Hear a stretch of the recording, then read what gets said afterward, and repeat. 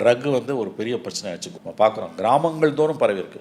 இது சத்தியமாக எடப்பாடி பேரில் இவ்வளோ மோசமாக போல 21க்கு பிறகு தான் இது இல்லையா சார்? அதை பற்றி கேட்டால் இங்கே சட்டம் ஒழுங்கு பிரச்சனைக்கு போதைப் பொருட்கள் தான் காரணமான்ற டிஸ்கஷனை கொண்டு வராதிங்கன்னு சொல்கிறாங்களே எப்படி?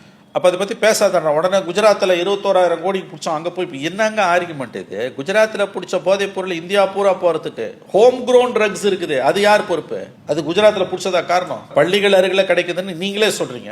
சைலேந்திர பாபு டிஜிபியாக இருக்கும்போது கஞ்சா 1, கஞ்சா 2, கஞ்சா 3லாம் போட்டாங்க. உங்களுக்கு தெரியும், தமிழ்நாட்டோட முன்னணி நாளிதழான ஆனந்த விகடனில் எத்தனை கவர் ஸ்டோரி எழுதியிருக்கான். கஞ்சா அதுலலாம் ஒரு 10% உண்மை இருக்காதா? நான் கேட்குறேன். நிலைமை இவ்வளோ மோசமாக இருக்குது இல்லை? என்னதான் இந்த கவர்மெண்ட் நடவடிக்கை எடுத்துச்சு? ட்ரக் ஒரு சீரியஸ் இஷ்யூங்க. ட்ரக்கால மட்டும் இந்த சட்டம் ஒழுங்கு கெடுத்து நான் சொல்லலை, கண்டிப்பா அப்படி சொல்லலை. சரி, ட்ரக்கை தவிர்த்துட்டு கூட பேசுவோன்ற நான்.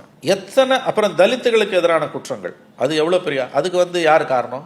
அதுக்கு மோடியா காரணம்? தலித் ஆக்டிவிஸ்ட் எல்லாம் கதறான் இல்லைங்க. இன்னைக்கு நம்ம எவிடன்ஸ் கதிர் மாதிரியான ஆக்டிவிஸ்ட்டை கேட்டிங்கன்னா கண்ணில் தண்ணி வருங்க, உங்களுக்கு ரத்தம் வடியும் இதயத்தில். அவ்வளோ கொடுமைகள் இன்னைக்கு தலித்துகளுக்கு எதிராக இழைக்கப்படுது சிஸ்டமிக்காங்க. அதுக்கு ஒரு மெயின் காரணம் சொல்றாங்க சார், அது மனித மனங்களுக்கு உள்ள இருக்கிற எண்ணம் காரணம். அதை மாற்றணும். திராவிட மாடல் ஆட்சியில் கொஞ்சம் கொஞ்சமாக அதை மாத்திட்டு இருக்கோம். எப்படி கொஞ்சம் கொஞ்சமா பெரியார் படத்தை போட்டு காமிச்சு 1000 வருஷத்துல மாத்துவீங்களா? உன் மந்திரி ஜாதி மாநாட்டில் கலந்துக்கிறான், அதுக்கு என்ன பதில்? நான் கேட்குறேன். அதுதான், யாரோ ஒரு பட்டிமன்ற பேச்சாளர் எங்கேயோ ஒரு இடத்துல யாரோ ஒரு பெண்மணியிடம் நீங்கள் எந்த சாதின்னு கேட்டாருன்றத டிஎம்கேவோட ஈகோ சிஸ்டம் எந்த அளவுக்கு ஊதி பெருசாக்கி யூடியூப்லேயும் சோஷியல் மீடியாலையும் அதை நாரடிச்சானுங்கன்னு தெரியும். ஒரு தனிநபர் என்ன பேசினார் நமக்கு தெரியாது, முதல்ல அது என்னன்னே தெரியாது. அப்படியே சொல்லியிருந்தாலும் நீங்கள்லாம் ஜாதி கேட்கறது இல்லையா? அதுவா பிரச்சனை இன்னைக்கு? ஆனால் எது பிரச்சனை? உங்கள் மந்திரி போய் ஜாதி மாநாட்டில் உட்கார்றது, அதை பற்றி இவனுங்க பேசினானுங்களா? மனித மனத்துக்குள்ளே இருக்க வக்ரம் அதை நாங்கள் கொஞ்சம் கொஞ்சமாக எப்படி கொஞ்சம் கொஞ்சமாக திராவிட மாடல் ஆட்சியில் 1000 வருஷத்தில் மாற்றுவீங்களா? வெக்கமா இல்லை இப்படி பேசுறது உங்களுக்கு?